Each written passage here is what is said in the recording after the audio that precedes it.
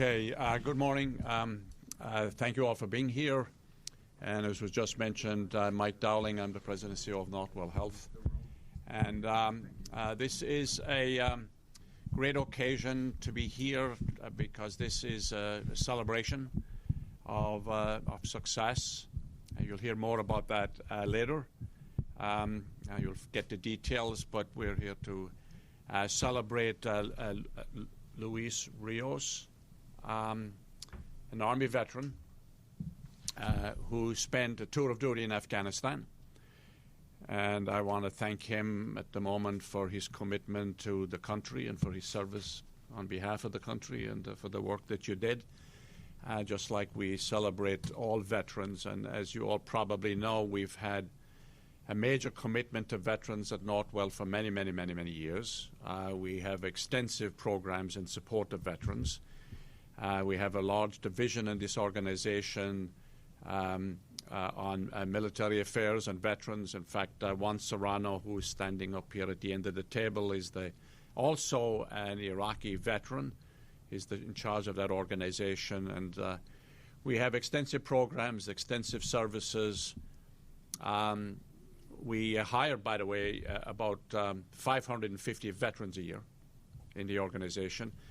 And we also run very special programs all over the region, including special programs in Bayshore. We do a lot of educational programs, a lot of support for families. And one of the things that we do at Northwell, which not too many other organizations do, that if you are an employee at Northwell and you're deployed and have to leave and serve in the service in any location outside of here, we make up the difference between your military pay and the pay you would have received as if you had never left, so that you don't have a break of income when you serve in support of your country. So that's a commitment we have. It's a commitment we will continue. And we're very, very proud of that. And I think it's something that other organizations, and I'm advocating that other organizations do the same for veterans, or at least contribute more than many of them do at the moment. So just back to Luis. Luis has returned from Afghanistan, was the victim of a violent attack, as will be described to you, had a very, very, very, very serious injury. And very, very fortunate that we have at Northwell, I know, excellent, talented physicians. One of them, Dr. James Bradley, who I will turn to in a minute, who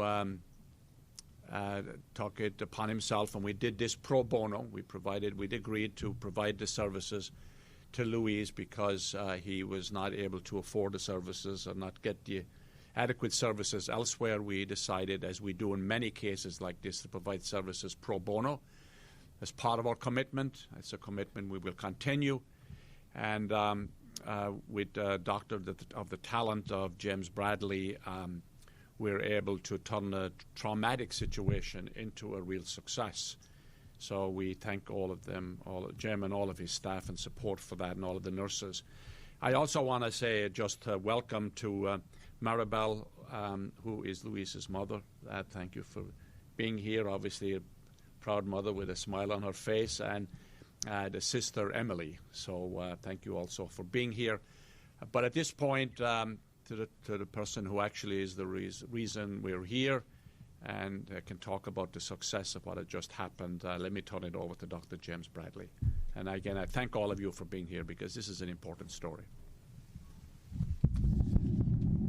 Thank you very, very much. So, as we heard, we're here to recognize the day of deployment, to honor those men and women that are deployed and those men and women that have been deployed. And today we're going to hear an amazing story about former Sergeant in the Army, Luis Rios. And personally, I'm very honored to have been able to take care of Luis, as I would be honored to take care of any of the military, any of the men or women that served our country. And as a surgeon, I'm proud to be part of an organization like Northwell that has dedicated itself to helping veterans, helping military personnel. And that dedication comes straight from the top, from Michael Dowling, our CEO. As you can see, he's here today for this event. And he's dedicated, and Northwell Health is dedicated to help. And this situation is one example of that. So I'm going to introduce you to Louise, but I want to direct you to the screen over here because I'm going to illustrate what happened, what was done. So if you want to, I'll give you time to orient yourself towards the screen.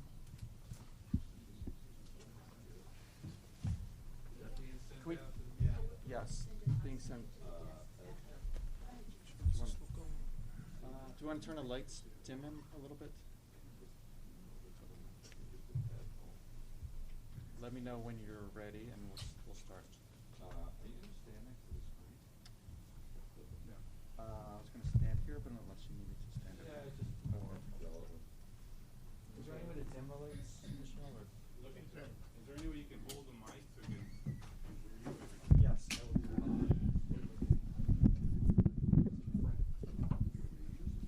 Thank you. No problem.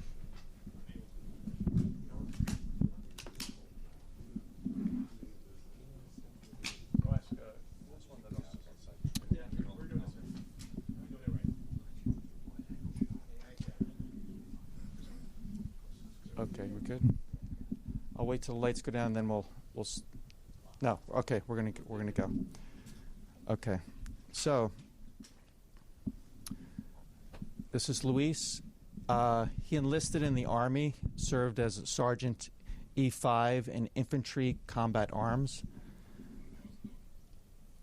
Luis was deployed multiple times to Afghanistan. This is him here, geared up in Afghanistan with one of his brothers and buddies in combat. He returned home after being honorably discharged to help support his family. You can see her sister, mom, dad, and as Mr. Dowling introduced them, they're very proud. Luis's mom reminds me of my mother, who's her number one. She's my number one fan, and I think this is the same over there. So when Luis returned home, he began working in a glove factory. He started packing boxes, but then worked his way up and now manages the factory.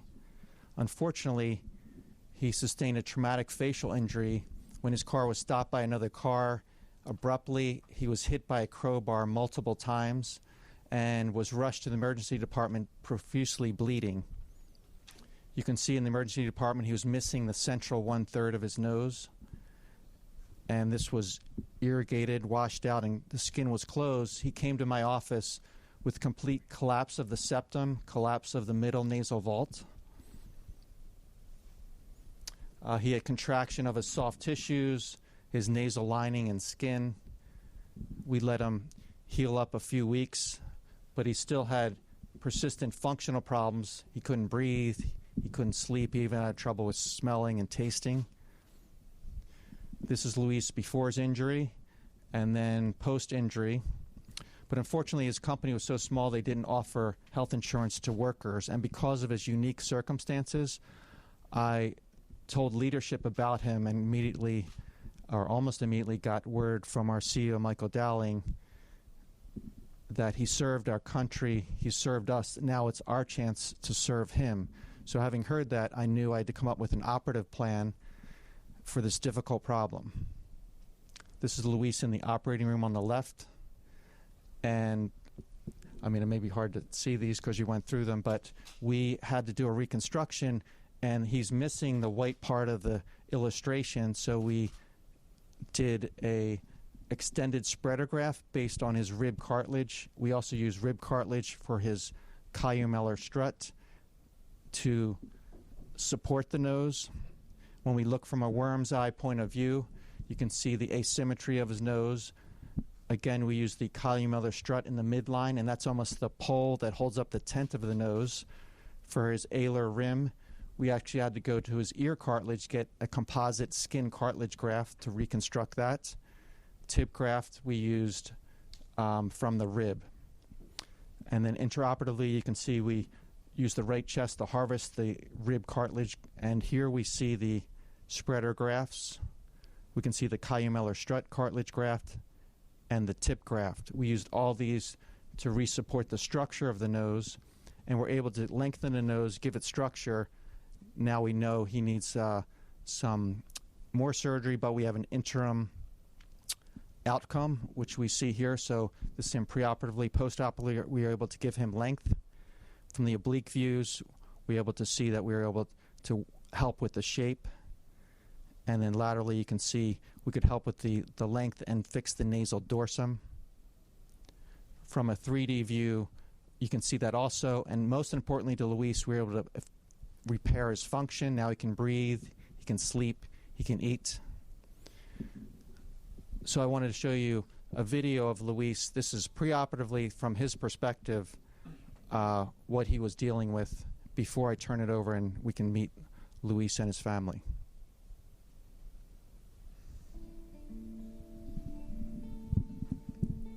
My deployment was to Afghanistan. I deployed with 33.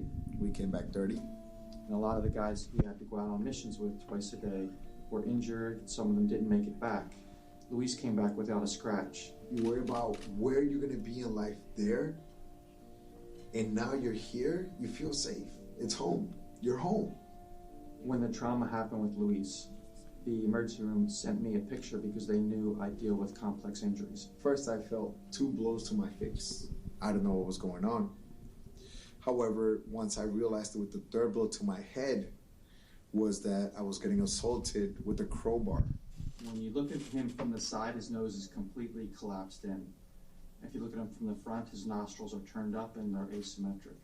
The nose and the cartilage, the septum, the lower lateral cartilages, upper lateral cartilages are all ruined and can't be used. I was dizzy. I felt like I couldn't really see. Everything just became blurry. I was scared. I was scared because I had multiple times in my life where I was like, am I gonna make it? But this time I thought to myself, am I gonna make it? And I doubted it. He developed obstructive sleep apnea. He told me that at work he couldn't breathe, he couldn't really exert himself, he couldn't exercise, he couldn't smell, so he couldn't taste anything. I didn't look like myself. I looked completely different from who I am as a person. I figured that I would have to walk around like this for a while. And this is not who I am. It messes with your personality and it messes with your confidence. For those people like Luis that fall through the cracks, we want to be able to treat them. He served our country, he served us, we want to serve him. At first I was pretty upset at the fact that I wouldn't know how this whole situation would play out. And now that I know that I'm getting taken care of and probably in the best hands on Long Island, I know that I'm okay. I really appreciate what Northwell has done, Dr. Bradley has done, and I'm very grateful for the fact that here I am, being able to know that I'm gonna be okay and I'm gonna look normal, because I don't wanna walk around with my confidence on the floor. I wanna walk around with my confidence where it belongs.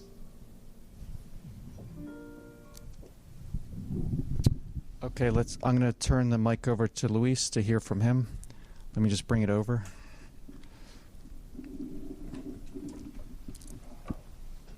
Okay.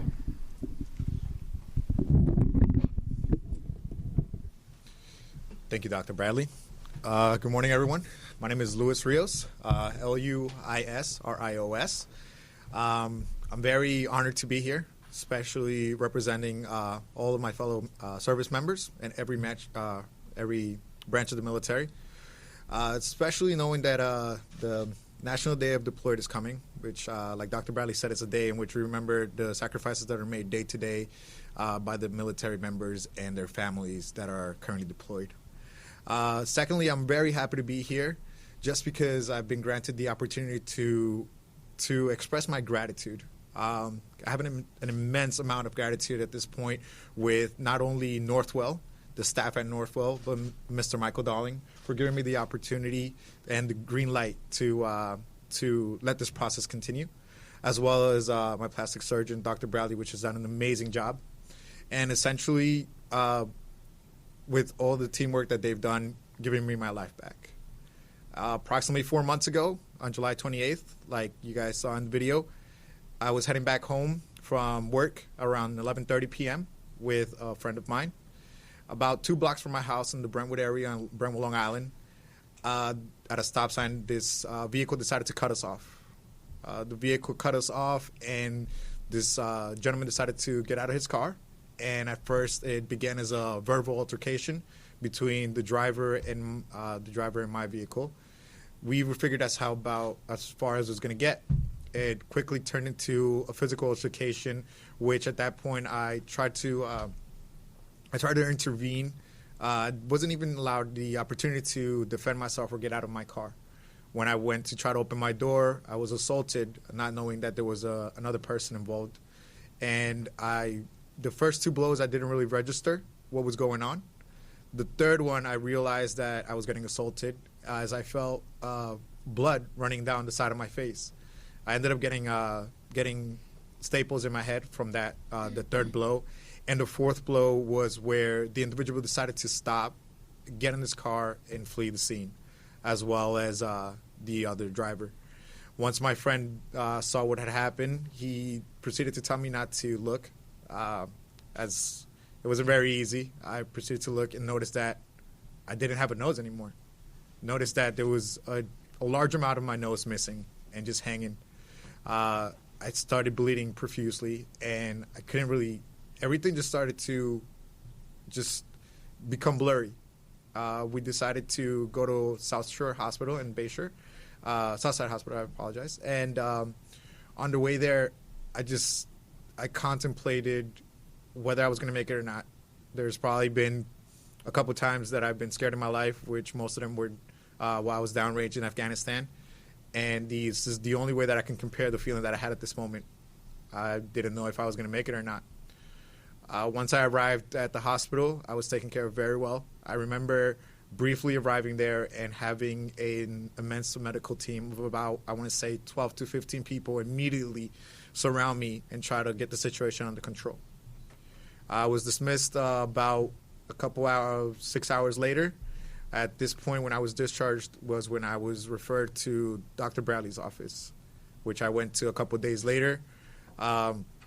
From the moment I arrived at Dr. Bradley's office, I was very, very happy with the professionalism that I was treated, that I was received.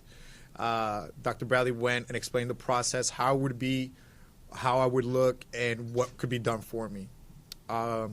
Once I talked to Dr. Bradley a little furthermore, we got to the point where I couldn't really afford this, and this is why I'm so grateful. Dr. Bradley spoke to Mr. Michael Dowling, and they figured out a way that they could help me by making this free to cost to me. After the two surgeries, I saw the progress that was coming along. Very happy with the progress. I'm not the type of person who walks looking down at the floor. I consider myself to be a person with a very strong personality, and I know that I like to walk up with my head high. And I was very, very, very saddened at the fact that I didn't know if I would be able to walk with my head up high anymore and look at someone in the face. Nah, this wouldn't be who I am. So I'm very happy to be here to thank Mr. Michael Dowling, my doctor, Dr. Bradley, and thank them for everything that they've done for me, and I am able to have my life back. Be who I am, which is a person who likes to walk with my head up high, be happy with the people around me. I can smell again, sleep again, and I'm very grateful to Northwell and everything that they've done for me. At this moment, I'd like to go ahead and pass the mic on to my mother. She would like to say a few words. Buenos días, mi nombre es Maribel. Como madre, quiero darle las gracias al señor Michael Darling y al doctor Bradley, quien nos ha colaborado paso a paso para llegar a la recuperación de mi hijo.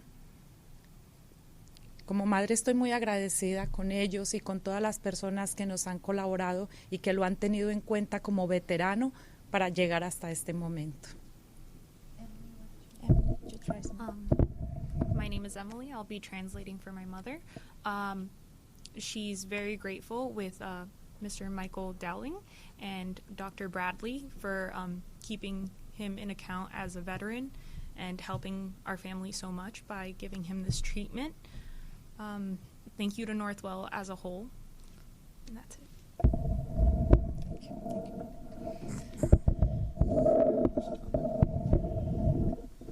If anybody has any questions, please feel free. I'm sure Dr. Bradley is more than interested in adding other information that anybody may want, so feel free.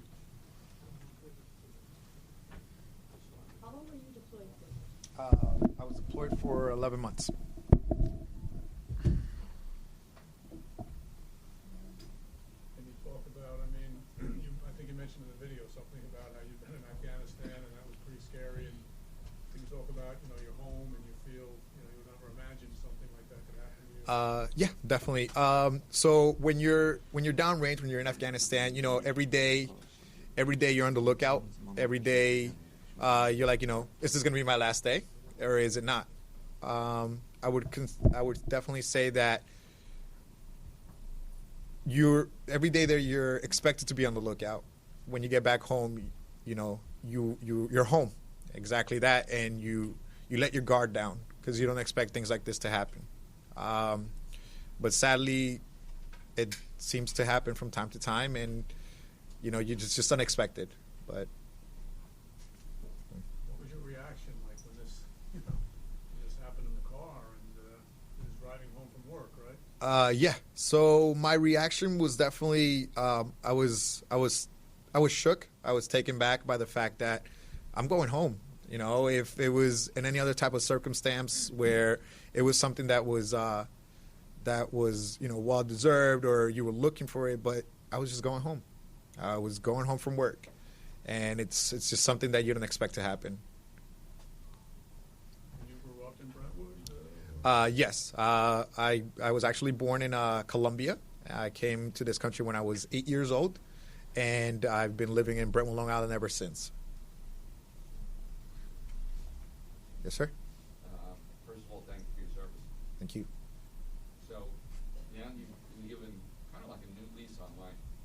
Do you see yourself helping other veterans? This has definitely given me an outlook of what people do, how people help each other out. I can honestly say that before, I really haven't taken the time that I should in helping out people. But yes, definitely take the time to, if we're all here to help each other out, it makes life that much easier. So why not?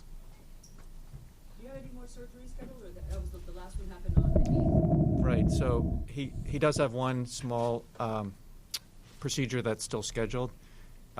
He's still healing, so it'll be anywhere from 3 to 6 months, depending on how the healing occurs, as one final surgery. So he definitely needs that final touch-up procedure. The more difficult aspects have been finished because when you get such a contraction of the skin, it's very hard to expand the lining. But that part's all done. So the functional part's finished, but now the aesthetic part has to be modified in a few months. How many surgeries was it total? Well, he had 2 surgeries. He had the surgery to do the initial reconstruction and a second surgery. So 2 surgeries since the accident occurred this summer. Can you talk about how difficult this was? I think the challenging part with any nasal surgery, it's a 3-dimensional structure. So you have to rebuild it. It's not like bones that are fractured, you just piece together and that will heal. You have to kind of rebuild it, especially in Luis's case where not only are you rebuilding it, but the soft tissue envelope, which is the skin, the nasal lining, is completely missing. So to expand that's even more challenging. We wanted to use his own tissue rather than use something off the shelf so he would avoid infection. So he's young, he's going to live many years, and we want that to be able to be his own. So we chose to use this rib cartilage, which will regenerate over time. So the surgery was challenging. We knew it would take a couple stages. We're happy with how those procedures went, and the final surgery is kind of a minor touch-up. Is this kind of a life-threatening situation for him? I mean, I think it said he was bleeding profusely. So yeah, the nose can bleed pretty profusely like it did in his case, especially when the trauma happens to the skin, the nasal mucosa, and you're actually missing tissue. So that you can lose a fair amount of blood in a short amount of time. In addition, it's your airway. So anytime you have jeopardized the airway, that's when you deal with a life-threatening situation. That's why, as Luis described, so many people right away, 12 people around him, to stabilize things, to stabilize his airway, stabilize bleeding, just to, save his life before we can think about the reconstruction. I think in the video you mentioned you were honored Yes, ma'am. When was that? This was in 2016. Does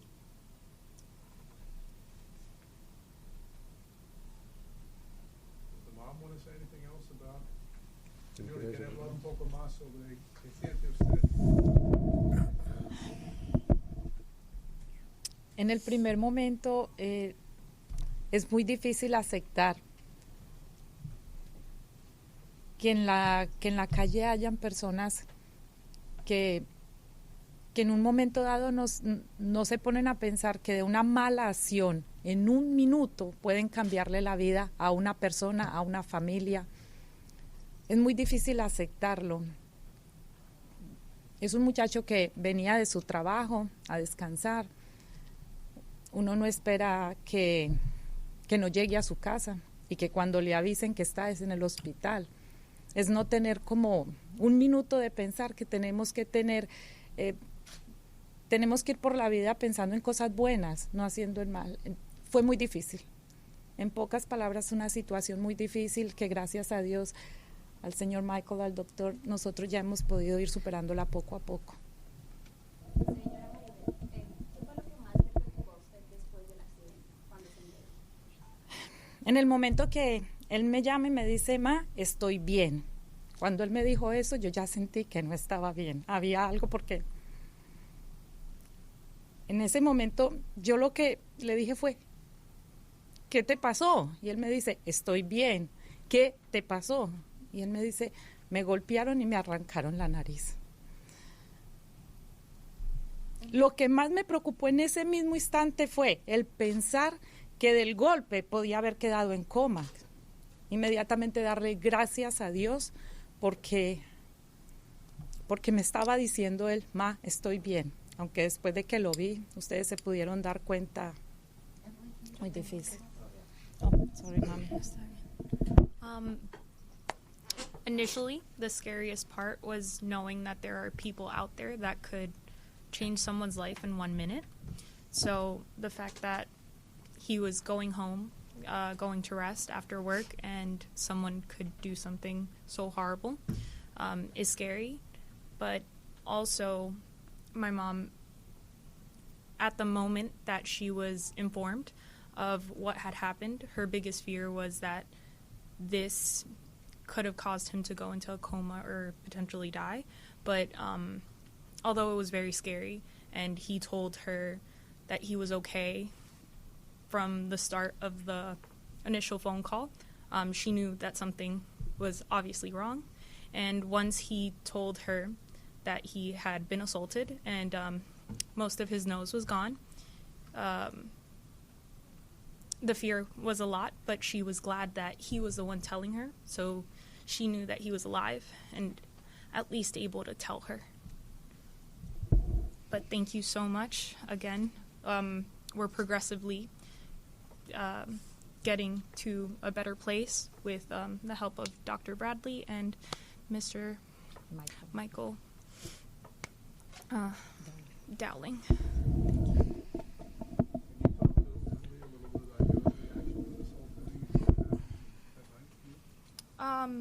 That day, all I heard was my mom picking up the phone and saying, "Are you okay? Are you okay?" What happened? It was obviously scary to hear that. You being the one not on the phone, not knowing what's going on, was very scary. But then after knowing what happened, it was even scarier because the unknown is less scary than knowing that that had happened to my brother. But fortunately, there was a lot of help from Northwell, and it was quick. He had people there who reassured him, who let him know that he was going to get help and he was going to be able to breathe again. So although it was scary, at least we know that now there are people here to help us. Thank you.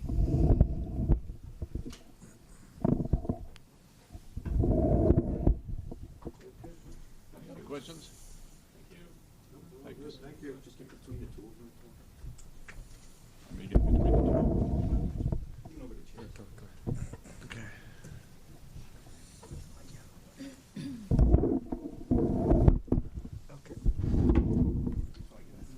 A photo? Okay. Yeah.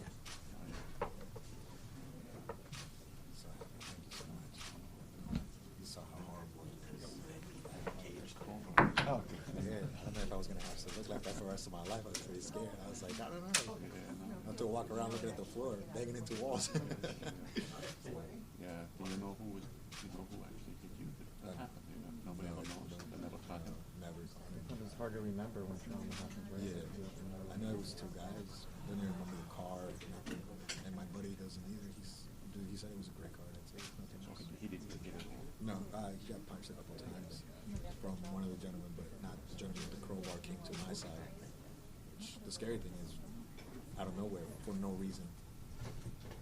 No reason whatsoever. Have you told your buddies in combat, like? Oh yeah, what we have like a happened group and chat. everything? Okay, so they know what happened. Yeah, they know what happened. We have like a group. They probably said, "Boy, we're staying over there. We're not coming back." They were like, fine, what happened? yeah, they were like, they're pretty mad about it. They were like, oh man, they're like, only if we could head out there right now, take care of it. I was like, nah, calm down, we don't need. Have it under control, Yeah, we're yeah. good.